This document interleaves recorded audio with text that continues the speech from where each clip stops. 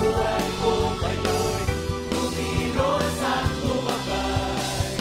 Wala sa iyo may babantay.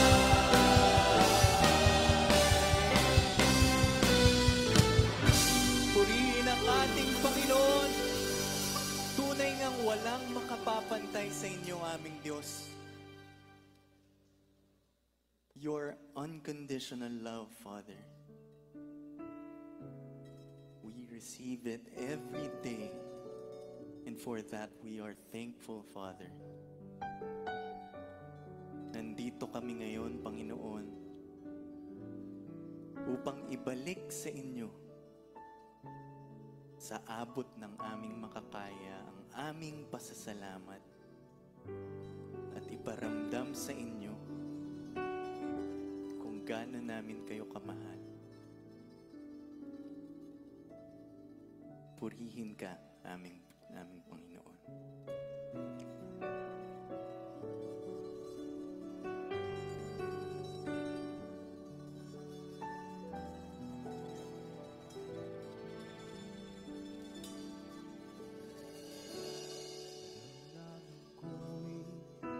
Makita ka, mapagmasdan ang iyong mukha.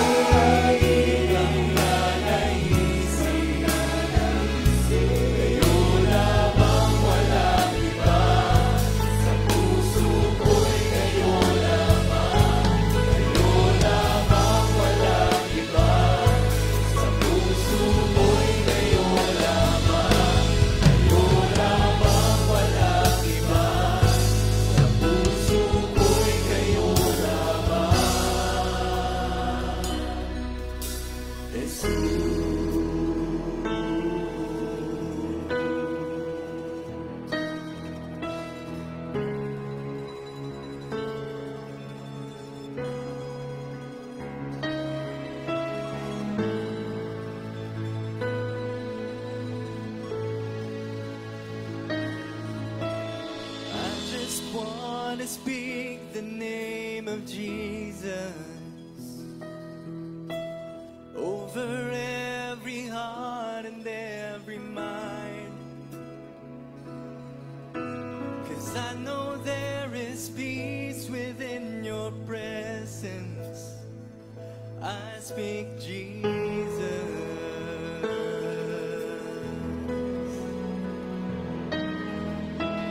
I just want to speak the name of Jesus. Till every day of darkness starts to break. Declaring there is hope and there is freedom. I speak Jesus.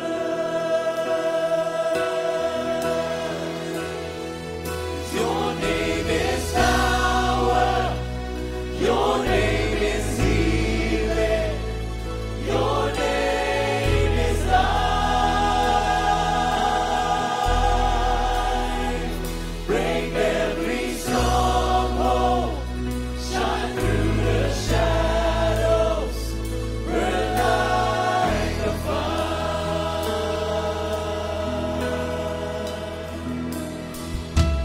I just want to speak the name of Jesus over fear and all anxiety. Declaring there is hope and there is freedom. I speak Jesus. Your name is power. Your name is healing. Your name is life. Break every stronghold. Shine through the shadows. Burn like a fire. Your name is power. Your name is healing. Your name is life. Break every stronghold. Shine through the shadows. Burn like a fire.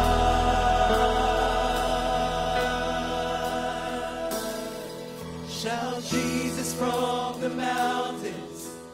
Jesus in the streets. Jesus in the darkness over every enemy.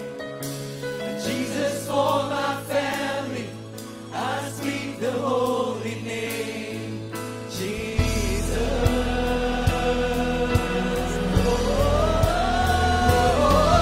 Shout Jesus from the mountains.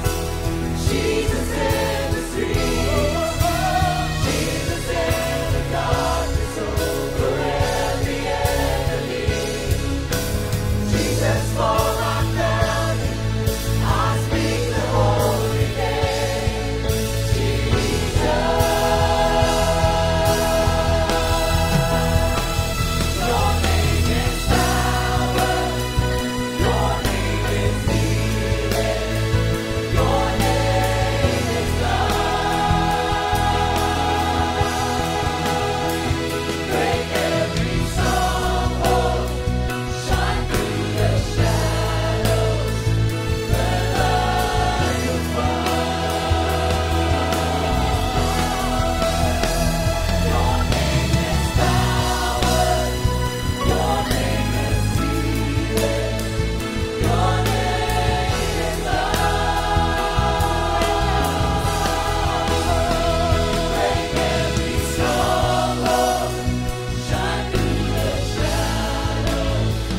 Burn like a fire.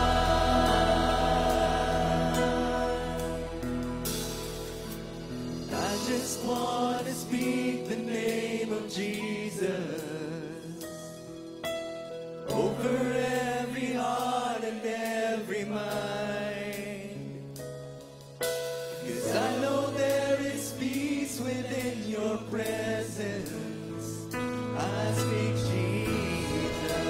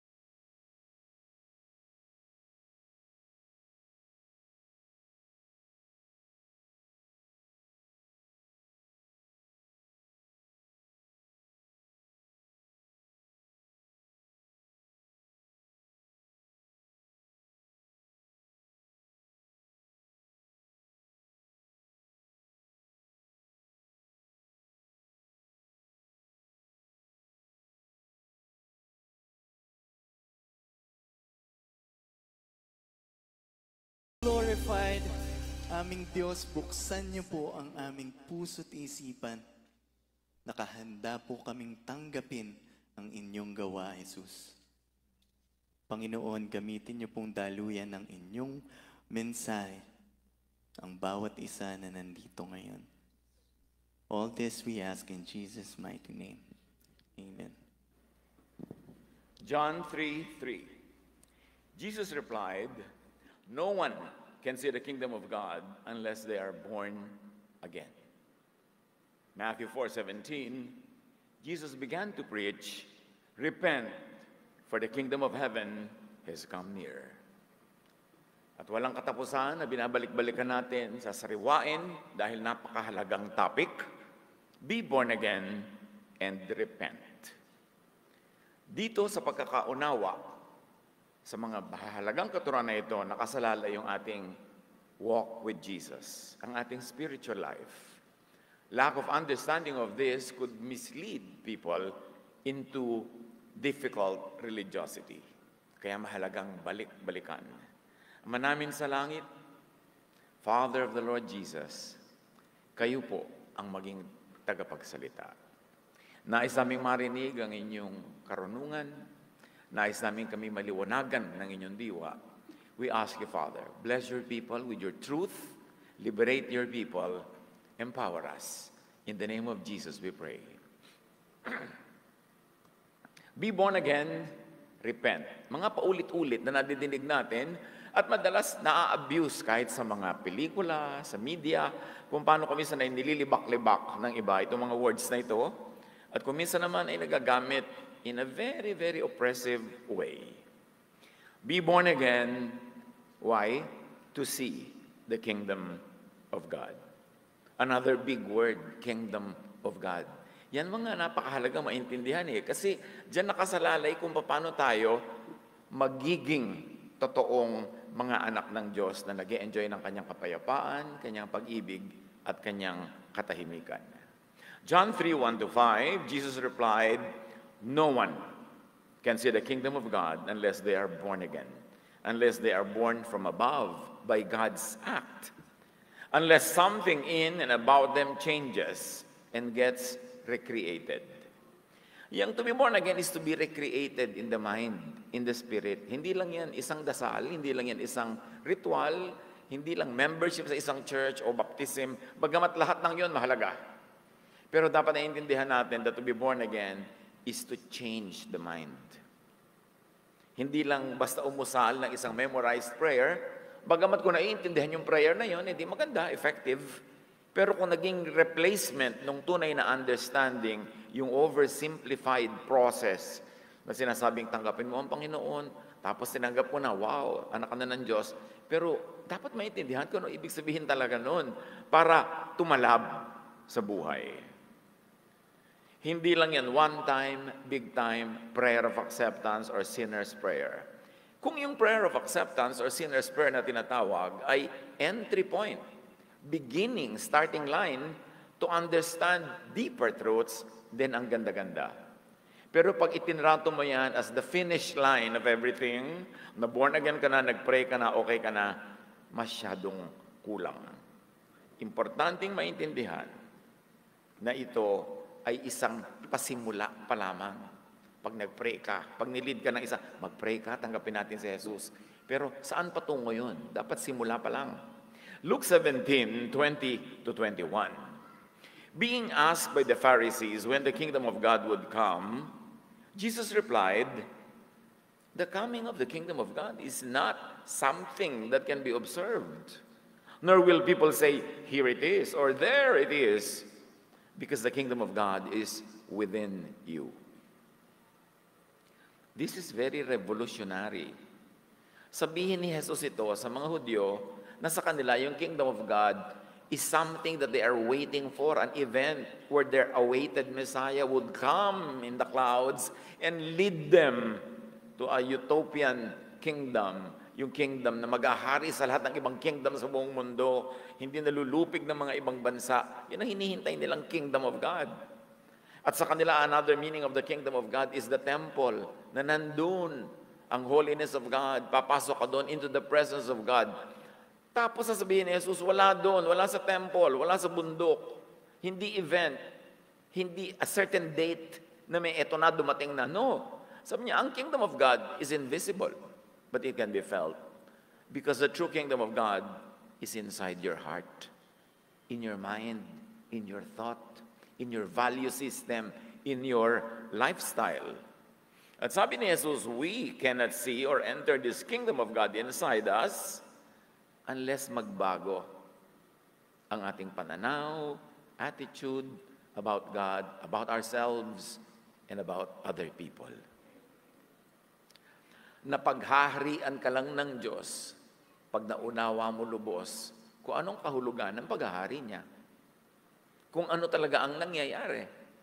At dahil ang Israel noon ay nakababad sila sa teachings of the law, sa very strict ways that they do their religion, controlled ang bawat aspeto ng buhay nila ng kung ano-anong mga regulasyones, sobrang bago sa pandinig nila to, that the kingdom of God is in the heart pala. At yun ang sinabi ni Jesus. And then sabi pa niya, repent. Repent is a translation of the Greek metanoia, which means to change minds, to change directions. Pero pagka nakakakita tayo kumisa sa mga pelikula, sa mga illustration ng repent, usually merong isang galit na mala propeta ang itsura na pinapagalitan niya ang mundo. Repent! Dahil magugunaw na ang mundo, dahil mabibiyak na ang lupa, darating na ang galit sa Diyos at papatamaan kayo ng mga kidlat. Yun ang ibig sabihin sa kanila ng repent. Pero interpretation na to ng Pharisaic religion. Dahil yung tunay na Greek word used by Jesus, even used by John the Baptizer, meant, first of all, it does not mean to feel sorry for, and to turn from and make penance for sin. It has nothing to do with that. Pagka ang image in our mind ng word na repent, magpagulong-gulong ka sa lupa, kahahagulgol dahil na-realize mo, ang sama-sama mo, yung dinadagok-dagukan mo yung sarili mong puso, ang sama-sama kong tao, tigmak ng luha ang iyong mukha at panayang pangako mo sa Diyos ng kung ano-ano mga suhol at bayad at mga sacrifices para patawarin ka. Hindi yun ang repentance ni Jesus. Walang drama. Ang ibig sabihin lang kay Jesus ng repentance, magbago ka ng isip. Kung magsisisi ka man, pagsisihan mo yung dati mong pag-iisip tungkol sa Diyos. Kasi yun ang naglalayo sa'yo sa Kanya. Baguhin mo ang impression mo of God na siya'y laging galit, handa magparusa, palo ng palo, nakabantay ng nakabantay at bawal sumaya. Bawal mag-enjoy. Hindi yun ang Diyos. Repent. Magbago ka ng isip. Kaya ipinadala si Jesus to teach repentance. Baguhin nyo ang imahe ng Diyos sa inyong utak. Kasi ang nakaukit dyan, yung mga inilagay ng mga teachers of the law and Pharisees. Takot na takot ka tuloy lagi. Layo ka ng layo. At lagi kang nangangamba na maparusahan. Lagi kang, pag may nangyayaring masama, ayan, dapat lang kasi masama ako. Laging ganun ang attitude. Hindi ka paghaharian ng Diyos. The kingdom of God, which means peace, rest, cannot be yours unless you change your idea about who God is and what God wants for your life. Kung tama na ang iniisip ng mga Hudyo tungkol sa Diyos, ba't pa ipapadala si Jesus para itama? Itinatama mo ba ang tama? Itinatama mo mali. Bakit dumating si Jesus bilang liwanag? Liliwanagin mo ba yung maliwanag? No, nililiwanagin mo ang madilim. Itinutuwid mo ang baluktot. Inaakay mo ang ligaw. In other words, the entire religious system at the time of Jesus was so lost, so blind, so deaf to the truth about God, that God had to send Jesus, and Jesus had to pay with His life for this, to be able to correct this great error. That's why Jesus is the personification of God. He is the image of the invisible God. In Him, the fullness of the deity lived in bodily form. Ibig sabihin, yung hindi nakikita ng mga Israelita, ipinakita na kay Jesus. Yung hindi nila nadidinig, hindi nila nalalaman, pinadaan na kay Jesus. Kaya sabi ni Jesus, repent. Gusto nyo pagharian kayo ng Diyos? Tanggalin nyo muna sa utak nyo yung dati yung image sa Diyos para maging Maluwag yung utak nyo at malagyan ng tunay, ng katotohanan tungkol sa Diyos. Kaya dapat kayo ma-born again. Dapat na ipanganak na muli ang inyong utak, ang inyong pag-iisip, ang inyong damdamin. Kasi lihis. Hindi nyo mararanasan maging anak ng Diyos, liban baguhin nyo ang inyong isip. The context of Jesus' repent is to change your mind, your thought, your belief, including your emotions and feelings about God and yourself. Jesus' repent is to change your mind to so you can receive Jesus in the kingdom of God, the kingship of God. To be one with Jesus and not against Him, and to be one with God. To have the kingdom of God inside you. Hindi yung lagi kang nakaabang sa ulap, nakatingin sa templong bato, nakaabang at nakatingala sa mga bundok, inaantay mo na ang paghahari ng Diyos ay magmula doon. No, sabi niya, look into your heart. Damhin nyo ang tunay na presensya ng Diyos sa inyong puso. Siyempre, ayaw ito ng mga religious people dahil baka umabsent ka na sa mga services. Paano na yung donation mo? Paano man ihuhulog doon sa basket ang yung mga donasyon kung yung templo pala nasa puso mo? So ipipili siyempre ng iba, no, nandito sa templong bato, dito kayo, nandito ang presensya ng Diyos. Ito ang bahay ng Diyos. Eh, sinasabi na nga, God does not live in temples made by human hands. God is not even served because He Himself gives life and breath and everything. Pero baligtad naman religion, serve, serve, serve. Actually, ang pinagsiserve mo pala yung mga religious leaders, hindi naman ng Diyos. Dahil hindi kailangan ng Diyos ng serbisyo. Pinapalaya ni Jesus yung mga tao sa ganung makaalipin na pag-iisip. Alipin sila ng religion. So to repent is to change your mind so you can have God reign in your heart and mind instead of the teachers of the law and Pharisees ruling over you. To be the realm of God. Kaharian ng Diyos. Kaharian ng love and grace and peace. And yet, ang dami-dami nagsasabi, nagrepent na sila, na-born again na sila, pero they don't like grace. They don't like love. Ang gusto lang nila lagi, law. Ate, hindi kaya yata na-born again dahil nasa law ka pa. Lalaban mo pa ng awayan niyang law. Sabi nga ni Lord, He freed us from the law. Tapos sabi niya, bakit hindi pwede? Dapat may parusa. Dapat nagkamali, dapat parusahan. Teka, nasa law and Pharisees ka pa. Baka hindi ka pa talaga na-born again. Akala mo lang, guni-guni mo lang. Change your mind so you can have eternal life as you receive and become one with Jesus. Alam na po ng marami sa atin pero bakit kailangan ulit-ulitin? Nakasalalay sa pagkakaunawa nito yung magiging lifestyle natin dito sa planeta. Paano ka mamumuhay at paano mo ipapamuhay ang iyong religious belief pag naintindihan mo what it means to repent and what to repent for and to be born again. Yung born again kasi tuloy, naging parang biro na lang, kantsaw-kantsaw ng mga hindi nakakaintindi, ng